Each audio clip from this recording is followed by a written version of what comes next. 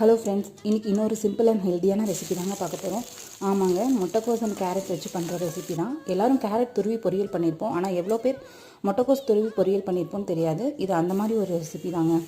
அதுக்கு ஃபஸ்ட்டு வடக்கல் வச்சு கொஞ்சமாக எண்ணெய் ஊற்றி கருவேப்பில் கடலைப்பருப்பு எல்லாம் போட்டு தாளித்ததுக்கப்புறமா அதில் கொஞ்சமாக சின்ன வெங்காயம் போட்டு வதக்கிட்டு அது கூடயே அது வெங்காயம் வதங்கினதும் அது நம்ம ஆல்ரெடி துருவி வச்சுருக்க முட்டைக்கோஸ் அண்ட் கேரட் இது கூடயே சேர்த்துட்டு நல்லா வதங்கினதுக்கப்புறமா அது கொஞ்சம் தேவையான அளவு தண்ணி ஊற்றி ஒரு ஹாஃப் பாயில் ஒரு அரைவேக்காடு வர வரைக்கும் வெந்ததுக்கப்புறமா தேவையான அளவுக்கு உப்பு, மஞ்சத்தூள், கொஞ்சம் குழம்பு மிளகாய்த்தூள் போட்டு நல்லா வதக்கிட்டு சப்போஸ் தண்ணி பத்தலைன்னா கொஞ்சம் தண்ணி ஆட் பண்ணி கூட வதக்கிக்கலாம்.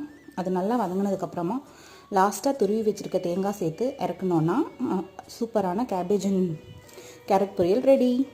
இது அப்படியே வெறும் சாதத்துலேயும் போட்டு பிசைஞ்சு சாப்பிட்லாம். இல்லை உங்கள் குழந்தைங்க அப்படி சாப்பிட மாட்டாங்கன்னா இதுலேயே ரைஸ் போட்டு நீங்கள் கொடுக்கலாம். டேஸ்ட்டாக இருக்கும்.